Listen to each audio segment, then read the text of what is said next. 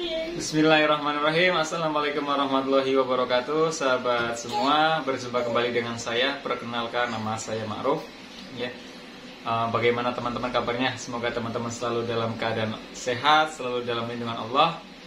Yang lagi sakit, yang lagi berjuang melawan sensasi asam lambung, GERD, anxiety, dan psikosomatis, saya yakin teman-teman bisa menjalani hari-harinya ya. Jangan sampai teman-teman keluar dari pekerjaan ya, teman-teman lanjut aja bekerja seperti biasa walaupun sensasi muncul seperti itu teman-teman ya.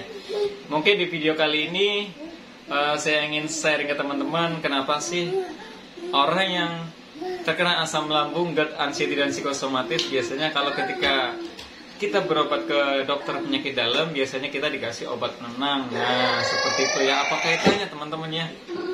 Nah video ini juga akan sedikit membuka wawasan kita ya, membuka pola pikir kita ya, yang mungkin suka searching di Google, yang menganggap dirinya itu bukan hanya punya penyakit asam lambung, tapi merasakan bahwa saya itu sakitnya kayaknya ada yang lain deh. Biasanya kan seperti itu ya teman-teman ya, karena saya juga dulu sama ya, penyakitnya udah jelas, diagnosa dari dokter itu asam lambung. Ya, asam lambung. Biasanya kalau sudah asam lambung terjadi peradangan di situ. Ya, ada yang unik nih ya, kenapa orang yang punya gangguan asam lambung dan GERD, anxiety, psikosomatis itu biasanya pola pikirnya terganggu. Ya, kenapa? Ya, seperti itu teman-teman. Nah, buat teman-teman yang baru menemukan channel ini, baru bergabung di channel ini, silakan jangan lupa klik tombol subscribe dan klik tanda loncengnya teman-teman ya, agar barangkali teman-teman memang membutuhkan video-video dari saya ya, video-video mungkin sharing pengalaman mengenai penyakit asam lambung ya. Jadi penyakit asam lambung ini dulu pernah saya rasakan, dan bagaimana perjuangan itu kalau saya ingat itu ya pengen nangis ya teman-temannya, karena bukan hanya saya yang merasakan, ibu saya juga dulu pernah merasakannya ya. Bagaimana beliau berjuang 1 tahun lebih melawan sensasi dari asam lambung yang begitu banyak, yang sangat mengganggu, sampai kita itu terkena psikisnya ya, sampai psikisnya juga terganggu teman-teman, seperti itu ya. Makanya sebenarnya video-video seperti ini itu banyak manfaatnya ya, buat membangkitkan semangat kita untuk sembuh ya, agar tahu bagaimana solusinya ketika menangani beribu sensasi yang kita alami ya. Sedikit mengulas bahwa sensasi yang pernah saya rasakan, barangkali nanti sensasi ini ada di antara teman-teman yang merasakan ya, karena saya lihat juga banyak teman-teman yang masih baru ya, baru 3 bulan, 4 bulan seperti itu ya. Nah, jadi memang sensasinya memang seperti itu teman-teman. Yang pertama itu dari fisiknya dulu ya, secara badan yang dirasa itu, kalau saya itu di perut seperti kembung terus, panas gitu ya, perutnya panas sampai ke dada, karena hasil endoskopi saya juga memang ada peradangan dari tenggorokan sampai ke lambung ya, jadi merah semua karena hasil dari cairan asam lambung yang naik situ ya teman. Jadi dada terasa panas, tenggorokan terasa panas seperti itu ya. Bukan hanya itu, di tenggorokan juga seperti sering mengganjel ya. Saya sering bersendawa, perut sering kembung, napas engap, jalan sedikit ngos-ngosan seperti itu ya. Hidung mampet terus. Nah, mampet padahal cuacanya panas nih, tapi kita mampet seperti itu ya. Kan nggak enak banget ya rasanya. Ya, apalagi badan lemas, sempoyongan, keliungan, matanya buram. Kalau jalan sempoyongan, ngos-ngosan, kakinya gemetar, lemes, tangannya lemes, kakinya lemes seperti itu ya. Bahkan sesekali itu kayak ada seperti rasa sayatan gitu, kayak seperti ada sayatan di daerah lambung seperti itu, dan mengganjal di ulu hati. Pokoknya sensasinya itu ganti-gantian ya, setiap hari itu merasakan sensasi ya. Sebelum masuk ke topik pembahasannya, saya mau memperkenalkan dulu ya, ini madu yang saya jual untuk terapi asam lambung, GERD, anxiety, dan psikosomatis ya. Nah, madu ini nanti ketika teman-teman merasakan misalkan susah tidur, kecemasan sering muncul seperti itu ya, madu ini nanti dikombinasikan dengan 3 lembar daun pandan ya. Jadi kita ambil daun pandan 3 lembar, kita rebus ya pakai air 1 gelas itu. Kalau udah panas nanti dituangin ke gelas ya. Nanti kalau udah hangat baru masukkan madu ini 3 sendok ya. Nanti ini sebagai untuk memperbaiki enzim kita, dan obat daun pandan ini sebagai penenangnya ya. Ini udah sering saya coba untuk beberapa orang yang punya gangguan kecemasan, terutama susah tidur ya teman-temannya. Jadi pakainya daun pandan, nanti dikombinasikan dengan madu mentah albat. Teman-teman bisa beli di Shopee ya, ada beberapa ukuran. Yang pertama itu 200 gram, ini yang kedua ya, ini yang 500 gram. Harganya nggak terlalu mahal sih kalau buat kesehatan ya.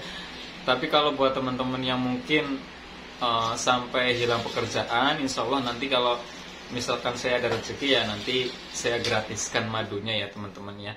Dan ini ada ukuran yang 1 kilo, teman-teman bisa dapatkan di Shopee ya. Cari aja madu mentah albat. Kalau enggak, bisa dicek di setiap video saya itu ada link deskripsi. Di situ ada link Shopee-nya dan juga ada link Instagram saya ya. Buat teman-teman yang ingin sharing ya, ingin sharing di WA juga boleh ya. Nanti ya saya sertakan nomor WA-nya ya. Teman-teman bisa sharing di situ, bisa nanya-nanya, boleh. Kalau saya ada waktu, insya Allah saya jawab ya. Ya mohon maaf juga buat teman-teman yang sekarang sering sharing tapi jawabnya lama, ya mohon maaf karena yang sharing itu bukan 1 atau 2 orang ya. Seperti itu ya. Nah, balik lagi ke pembahasan kita awal ya, sesuai topik, sesuai judul. Kenapa sih kalau kita kontrol atau periksa ke dokter penyakit dalam, biasanya kita dikasih obat penenang ya. Waktu pertama kali saya datang itu nggak langsung dikasih obat penenang ya. Kedua dan ketiga, ketika saya cerita keluhannya ini, misalkan saya cerita kembung nih, sama dokter kan dicek kembungnya ya. Ternyata menurut dia itu nggak kembung segitu, tapi saya merasakan kembung gitu ya. Dan ketika dicek sama dokter, ini mah nggak kembung ya. Perasaan dokter, menurut dokter ini nggak kembung seperti itu, tapi saya merasakan kembung. Bisa aja seperti itu teman-teman. Sama lemes, keliengan, sempoyongan, saya ceritakan semua sensasinya. Saya bilang bahwa saya mengalami kecemasan, dok, saya takut mau berangkat ke sini aja mikir-mikir gitu ya. Nah, dari situlah mulai dikasih obat penenang teman-teman ya. Tapi apakah saya minum obat penenang itu? Jawabannya adalah enggak ya. Waktu saya dikasih obat penenang, sampai rumah nggak pernah saya minum obat penenangnya, karena saya masih punya keyakinan kalau memang masalah kecemasan mungkin saya masih bisa ngontrolnya, masih bisa lah ya, masih bisa seperti itu ya. Tanpa obat penenang pun saya bisa seperti itu ya. Kalau misalkan susah tidur ya itu, kalau saya itu pakainya daun pandan sama madu ya teman-teman ya. Nah, kenapa sih dokter itu meresepkan ada obat penenang? Soalnya kalau kita nggak tenang, kita masih cemas terus, kemungkinan sensasi itu akan ada. Berarti kita selama itu akan sakit terus ya, merasa sakit terus. Karena kita itu bukan berhenti di anxiety teman-teman. Jadi asam lambung, GERD, anxiety dan psikosomatis ya. Anxiety itu kecemasan, psikosomatisnya itu gejalanya. Kalau anxiety sudah menimbulkan gejala, itu sudah harus benar-benar telaten, harus benar-benar ada diri kita ya. Jadi ada diri kita sendiri ya. Jadi ada bantuan diri kita. Jadi bukan hanya mengandalkan obat dari dokter ataupun herbal yang teman-teman konsumsi, tapi harus dibangun dari diri kita sendiri ya, dari keyakinan, bagaimana kita mengontrol pola pikirnya. Jadi apa yang saya amati selama ini buat teman-teman yang sharing, buat teman-teman yang terapi madu mentah albat, rata-rata itu di 3P-nya itu banyak yang salah dan banyak yang nggak dijalankan ya. Ternyata itu ya, saya sih nggak mau memaksa. Misalkan saya selalu ngingetin gimana olahraganya, yoganya udah dilakukan belum mas, jarang-jarang mas gitu kan. Padahal saya udah ingetin jam sekian, silakan. Yang belum biasanya di status gitu ya, minum madunya silakan diminum. Kadang saya ingetin seperti itu, tapi ternyata banyak teman-teman yang masih lupa ataupun masih kalah sama rasa malesnya seperti itu. Jadi memang di 3P-nya ya, pola pikir, pola hidup, dan pola makannya banyak yang salah. Dari pola makan aja seperti Mas Romli ya, Mas Romli ini udah hampir sembuh, makan juga udah enak apa aja dimakan. Cuman beliau itu karena dari dulu kesukanya santan, jadi dia pengen mengukur bahwa dia sembuhnya itu kalau udah makan santan, nggak kumat seperti itu ya. Dan ternyata badan dia itu belum kuat, lambungnya belum kuat. Alhasil dia makan santan dari pagi sampai sore sampai malam, ya kumat lagi seperti itu ya. Karena memang mungkin pola makan dia yang dulu adalah yang buruk dari santan itu. Jadi kalau yang sekarang berarti harus dihindari teman-teman ya. Kalau mau makan ya jangan terlalu banyak ya, cukup sedikit aja. Itu dari pola makan. Rata-rata itu teman-teman gak boleh makan yang, bukan gak boleh, ngurangi makan yang berminyak juga ternyata masih sama ya, masih sama. Nah logikanya gini, orang yang mantang pun, saya dulu mantang makanan pun belum ada jaminan sembuh. Karena 3P ini harus semuanya dilakukan, harus rutin, harus disiplin teman-teman. Pola makannya ya, hindari makanan-makanan yang berlemak, jangan berlebihan, pedasnya dikurangi, sayurannya juga pilih yang labu-labuan ya. Kalau untuk saya itu biasanya untuk terapi kalau madu mentah albat, sama jangan makan sayur-sayuran hijau dulu ya, yang mengandung gas dulu seperti itu ya. Dari pola pikirnya teman-teman masih belum bisa mengontrol, belum bisa mengontrol dirinya sendiri, pola pikirnya sendiri ya. Nah pola pikir ini unik teman-teman. Jadi apa yang kita rasakan itu seperti mengundang ya. Misalkan kita merasakan kayak mau lemes nih, waduh saya takut nih, takut pingsan. Biasanya nanti terjadi lemes beneran. Sama halnya misalkan napas kita engap, hidung saya mampet nih, kok napas seperti nggak nyampe ya. Biasanya itu muncul beneran teman-teman ya. Tapi untuk menenangkan diri, misalkan ada teman-teman yang merasakan engap, silahkan cek kadar oksigen dalam darah ya. Insya Allah normal. Saya dulu pernah cek itu normal teman-teman. Jadi aman ya. Saya nggak tahu memang kadar oksigennya kurang atau gimana. Tapi kalau saya tanya ke dokter, dok kenapa sih bikin sesak gitu? Karena beliau bilang karena posisi lambung di situ ya. Jadi lambungnya itu memang di situ dikelilingi ya, ada jantung, ada paru-paru, satu lokasi lah ya, berdekatan. Jadi mungkin pada saat kembung ya, otot diafragmanya ini pembatas antara perut dan kerongkongan itu tegang gitu ya. Itu yang bisa menyebabkan kita merasakan sesak. Karena saya punya tetangga juga bukan penyakit asam lambung ya, tapi dia sering merasakan engap, ngos-ngosan. Jadi kalau teman-teman tahu nggak penyakit yang namanya turun beruk? Turun beruk itu ke atas ya. Kalau ini kalau turun beruk ke bawah. Nah kalau tetangga saya itu ke atas, neken ke atas itu. Saya susah ngejelasinnya ya. Jadi kalau turun beruk kan ke bawah, nah ini malah ke atas gitu, neken ke atas. Nah itu juga bisa menyebabkan sesak karena neken ya, neken. Jadi bukan berarti teman-teman punya penyakit itu, bukan, tapi ini di lambung lagi banyak gas menekan, akhirnya otot diafragmanya itu tegang, menekan ke atas. Jadi kita merasa sesak, merasa napas nggak sampai, seperti itu ya teman-teman ya. Di pola pikir ini biasanya itu teman-teman itu susah menyerap hal-hal yang positif.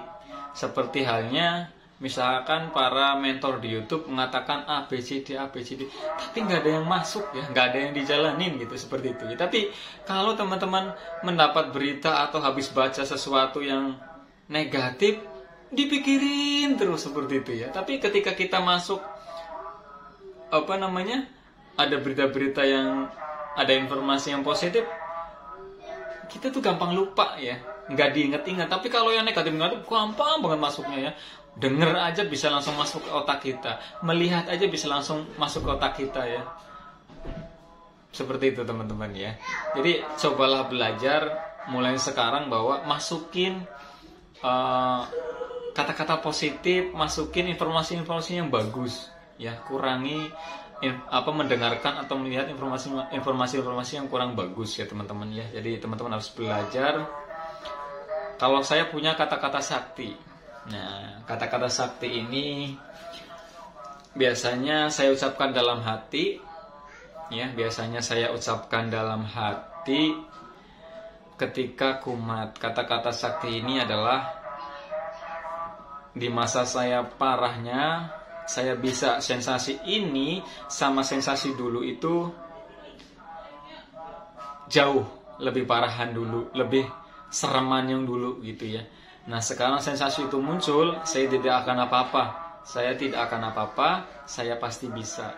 Sensasi itu nanti munculnya sebentar banget, nggak sampai 5 menit. Kalau teman-teman sudah bisa seperti itu, bisa menganggap, punya perasaan, punya pemikiran bahwa sensasi yang dulu sama sekarang itu jauh. Sensasi yang dulu memang berat, sensasi yang sekarang walaupun muncul misalnya lemesnya itu jauh dibandingkan dulu ketika parah-parahnya. Seperti itu ya teman-teman. Nah itu kata-kata sakti saya yang biasa saya pakai dulu ketika saya mengalami kecemasan berlebih, ketika sensasi muncul seperti itu ya teman-teman. Barangkali bisa diterapkan di rumah setiap hari bahwa kalau sensasi muncul sekarang, bandingkan bahwa sensasi yang sekarang dan dulu lebih parahan dulu dari sekarang. Sekarang itu nggak ada apa-apanya dan saya nggak akan apa-apa. Dulu juga udah pernah, dulu waktu parah-parahnya juga udah pernah. Sekarang saya udah mulai sehat, saya udah kuat bekerja lagi, insya Allah saya bisa, insya Allah saya sembuh. Seperti itu ya teman-teman ya. Nah sekian aja teman-teman ya. Silakan yang mau order madu mentalbat bisa langsung WA ke saya ya. Nanti linknya ada di kolom deskripsi atau di kolom komentar. Silakan bisa ke Instagram saya marufkh ataupun bisa WA ke saya ya. Silakan bisa beli di Shopee juga. Kenapa saya pasang di Shopee? Biar yang jauh-jauh kayak di Papua, Kalimantan, Sulawesi itu yang jauh-jauh, ya minimal ada potongan ongkir atau gratis ongkirnya. Seperti itu ya teman-teman ya. Makanya alhamdulillah yang dari Papua misalkan bayar 150, dia bayar 30.000, kan lumayan ya teman-teman ya. Lumayan ongkirnya. Jadi teman-teman gak mahal-mahal. Kalau misalkan langsung beli ke saya kan saya nggak bisa nanggung ongkir ya. Jadi tetap misalkan ke Kalimantan nih, karena ada yang bayar 65.000 ya. Harganya ini madunya 135 ditambah 65.000 ya. 200 lebih, 200 ribuan lah ya. Nah, itu kan sayang banget ya. Jadi silakan teman-teman yang butuh madu murni, madu mentah untuk terapi, untuk memperbaiki enzim, nanti dicampur dengan garam Himalaya dan udah free garam Himalaya ya udah free garam Himalaya. Nanti ini yang 1 kilo free garam Himalaya, yang 500 gram juga free garam Himalaya, yang 600 gram juga free ya teman-teman ya. Dan kalau bisa sih kalau teman-teman beli yang 600 gram, beli yang ini juga ya, yang 200 gram. Jadi nanti botolnya bisa diisi ulang, bisa dibawa kemana-mana ya. Ini dipakai kalau kita lemas, minum madu dikecap-kecap aja. Nanti kalau ada nasi ya makan nasi 1 apa 2 sendok, 2 suap gitu ya.